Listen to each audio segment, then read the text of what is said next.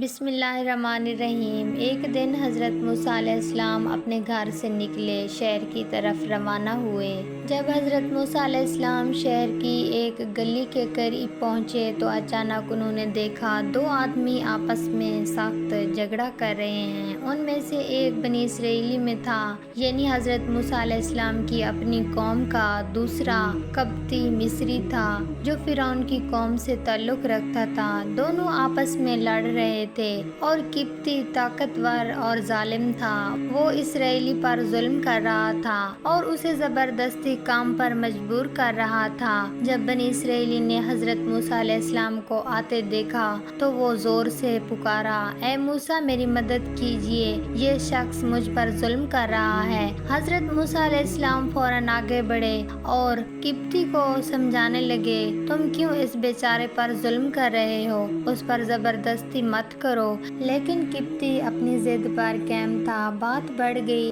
حضرت موسیٰ علیہ السلام نے صرف جھگڑا ختم کرنے کے لیے اسے ایک تھپڑ مارا، مگر وہ تھپڑ اتنا زور سے لگا کہ وہ قبطی فوراً زمین پر گر پڑا، وہ مر گیا۔ حضرت موسیٰ علیہ السلام چونک گئے۔ ان کا کسی کو قتل کرنے کا ارادہ ہرگز نہ تھا۔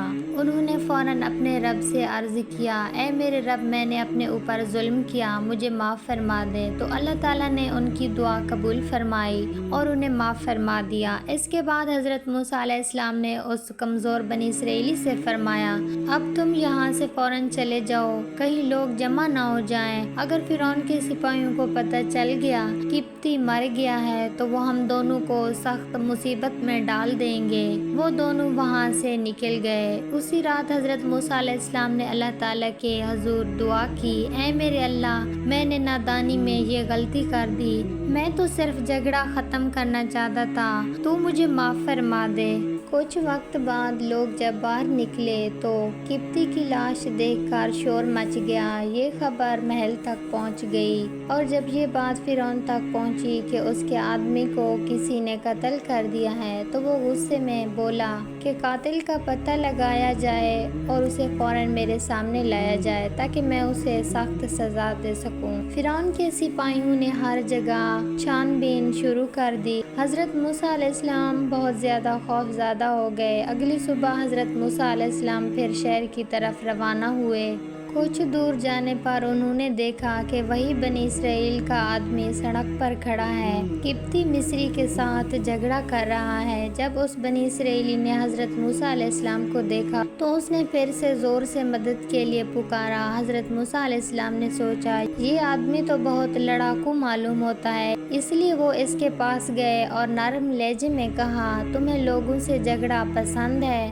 بنی اسرائیلی نے حضرت موسیٰ علیہ السلام کی یہ باتیں سنی اور جب انہیں اپنے قریب آتے دیکھا تو ڈر کر بولا، اے موسیٰ، کیا تم مجھے بھی آج اسی طرح مار ڈالنا چاہتے ہو جس طرح تم نے کل اس مصری کو مار ڈالا تھا؟ یہ باتیں وہاں موجود لوگوں تک پہنچی۔ پھر فرعون کے سپاہی دربار پہنچے اور انہوں نے بتایا کہ قاتل کوئی اور نہیں بلکہ موسیٰ ہیں۔ یہ سن کر فرعون، جو پہلے ہی حضرت موسیٰ علیہ السلام سے ناراض تھا، اور بھی بھڑک کر اٹھا۔ اس نے فوراً اپنے سپاہیوں کو حکم دیا، جاؤ موسیٰ کو پکڑ کر میرے سامنے لاؤ۔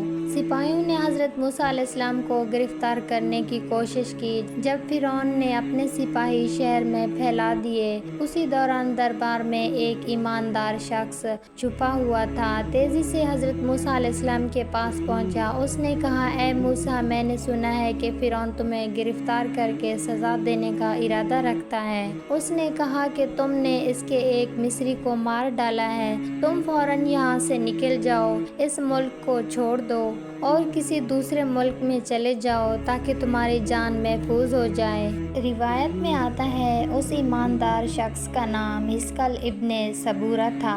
حضرت موسیٰ علیہ السلام پہلے ہی بہت خوف زدہ تھے۔ جب انہیں یہ خبر ملی کہ فرعون انہیں گرفتار کرنے کا حکم دے چکا ہے تو ان کا دل اور زیادہ گھبرا گیا۔ انہوں نے بنا کسی کو بتائے خاموشی کے ساتھ مصر چھوڑ دیا اور مدین کی طرف روانہ ہو گئے۔ روایت روایتوں میں آتا ہے مدین کا فاصلہ مصر سے تقریباً 8 دن کا تھا۔ حضرت موسیٰ علیہ السلام چلتے چلتے بہت تھک گئے تھے اور ان کے پاس کھانے پینے کو کچھ بھی نہیں تھا۔ وہ کئی دنوں تک پیڑوں کے پتے کھا کر زندہ رہے۔ اسی حال میں وہ لگاتار مدین کی سمت بڑھتے رہے مگر انہیں صحیح راستہ نہیں مل رہا تھا۔ اللہ تعالیٰ نے حضرت جبرائیل علیہ السلام کو حکم دیا، اے جبرائیل، میرے نبی موسیٰ کے پاس جاؤ اور انہیں سیدھا راستہ دکھاؤ۔ یوں اللہ کی مدد سے حضرت موسیٰ علیہ السلام آخر کار مدین پہنچ گئے۔ جب وہ مدین میں داخل ہوئے تو بے حد تھکے ہوئے تھے۔ انہوں نے ایک درخت کے سائے تلے بیٹھ کر آرام کیا۔ اسی دوران ان کی نظر ایک کنویں پر پڑی جہاں بہت سے چرواہے اپنے جانوروں کو پانی پلا رہے تھے۔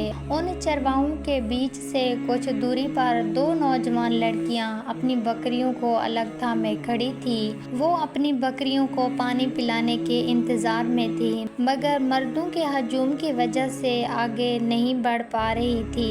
جب سارے چرواہے اپنے جانوروں کو پانی پلا کر لوٹ گئے تو انہوں نے کنویں کے منہ پر ایک بڑا پتھر رکھ دیا تاکہ پانی ضائع نہ ہو۔ یہ دونوں لڑکیاں حضرت شعیب علیہ السلام کی بیٹیاں تھیں۔ وہ روز اپنی بکریوں کو پانی پلانے آتی مگر جب تک دوسرے چرواہے چلے نہ جاتے وہ انتظار کرتی۔ اکثر پانی بچ جاتا تو بکریوں کو پلا دیتی۔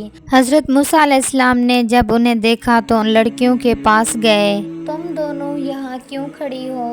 انہوں نے ادب سے جواب دیا، ہم عورتیں ہیں، ان مردوں کے ہجوم کی وجہ سے آگے نہیں جا سکتی، اس لیے انتظار کرتی ہیں جب تک وہ لوگ چلے نہ جائیں۔ ہمارے والدین بوڑھے ہیں اس لیے وہ خود نہیں آ سکتے۔ یہ سن کر حضرت موسیٰ علیہ السلام نے مسکرا کر کہا، اگر میں تمہارے لیے کنویں کا پتھر ہٹا دوں اور تمہارے جانوروں کو پانی پلا دوں تو کیا تم خوش ہو جاؤ گی؟ لڑکیاں حیران ہو کر بولی، یہ ممکن نہیں، اس کنویں کے منہ پر رکھا پتھر بہت بھاری ہے، اسے ہٹانے کے لیے 10 آدمیوں کی طاقت چاہیے۔ مگر حضرت موسیٰ علیہ السلام اس وقت بھوکے پیاسے تھکے ہوئے تھے۔ اللہ کا نام لے کر آگے بڑھے اور صرف ایک ہی ہاتھ سے اس بھاری پتھر کو ہٹا دیا۔ یہ منظر دیکھ کر دونوں لڑکیاں حیران رہ گئیں۔ جب ان کے جانور سیراب ہو گئے تو وہ دونوں بہنیں شرم اور حیا کے ساتھ جلدی سے اپنے گھر واپس لوٹ گئیں۔ حضرت موسیٰ علیہ السلام پھر اسی درخت کے سائے تلے آرام کرنے لگے۔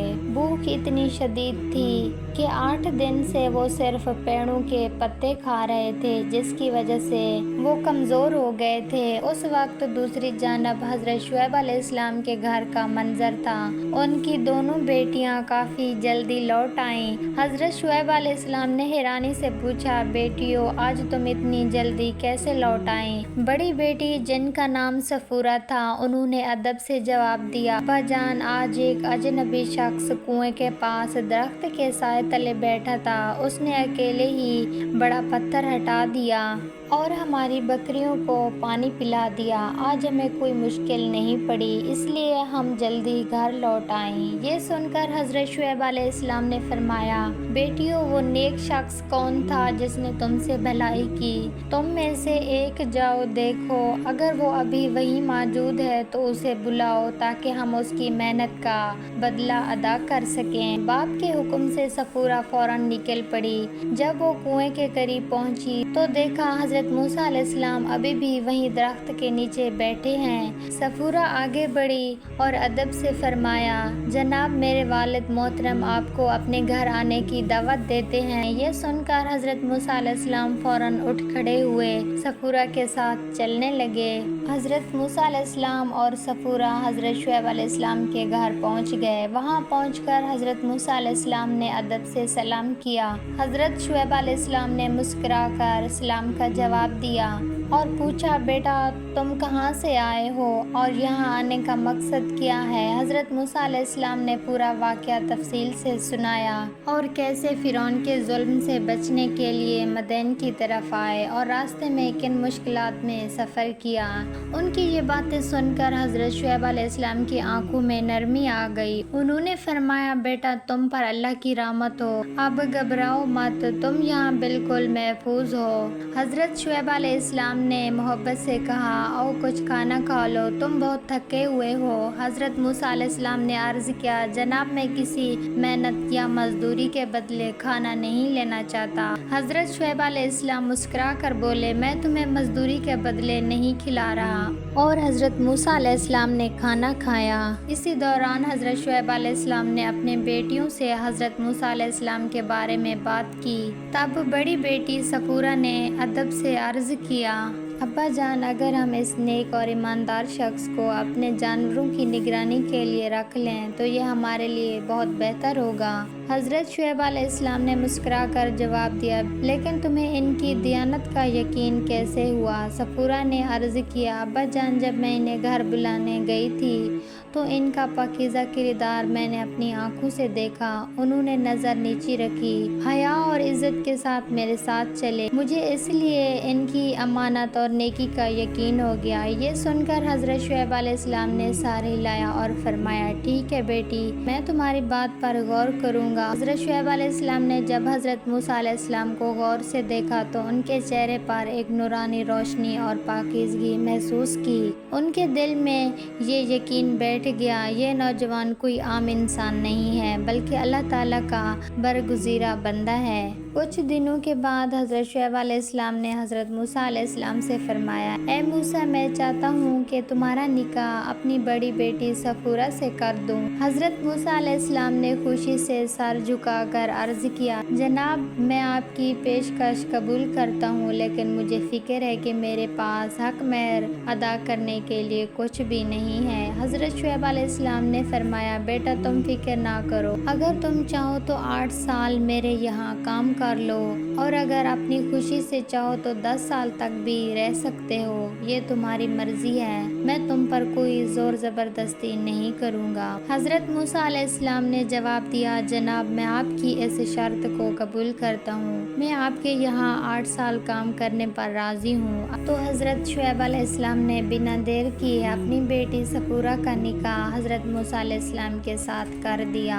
जो बाद में एक नबी की ज़िंदगी के नए रोशन मरहले की शुरुआत बना। हज़रत मूसा अलैहिस्सलाम हज़रत शुएब अलैहिस्सलाम के यहाँ कई बरस तक ठहरे रहे और बड़े इखलाक और मेहनत से बकरियां और ऊँट चराया करते थे। वक्त गुजरता गया, 8 साल बीत गए। हज़रत मूसा अलैहिस्सलाम ने अपनी खुशी से 2 साल और रहकर सेवा की। रिवायत में आता है, एक साल हज़रत शुएब अलैहिस्सलाम ने हज़रत मूसा अलैहिस्सलाम से फरमाया, ए मूसा, इस साल मेरे ऊँट जितने भी नर बच्चे देंगे वो सब तुम्हारे होंगे। अल्लाह की कुदरत देखो, उस साल सारी ऊँटनियों ने नर बच्चे पैदा किए। हज़रत शुएब अलैहिस्सलाम ने सारे बच्चे हज़रत मूसा अलैहिस्सलाम के हवाले कर दिए और इसी तरह अल्लाह ने हज़रत मूसा अलैहिस्सलाम के रिज़्क़ में बेहिसाब बरकत अता फरमाई। उनके जानवर बढ़ते गए, यहाँ तक कि उनके माल दौलत हज़रत शुएब अलैहिस्सलाम से भी ज़्यादा हो गया। आखिरकार 10 साल की मुद्दत पूरी हो गई जब हज़रत शुएब अलैहिस्सलाम ने शफ़क़त भरे लहजे में फरमाया, ए मूसा, अब तुम अपनी बीवी, अपने बच्चों और अपने माल के साथ जहाँ चाहो जा सकते हो। अगर चाहो तो यहीं रहो और अगर चाहो तो अपने वतन लौट जाओ, मुझे कोई एतराज़ नहीं। हज़रत मूसा अलैहिस्सलाम ने अल्लाह ताला का शुक्र अदा किया और अपनी बीवी सफूरा रज़ियल्लाहु ताला अन्हा अपने माल और जायदाद के साथ मिस्र की तरफ वापसी का इरादा किया।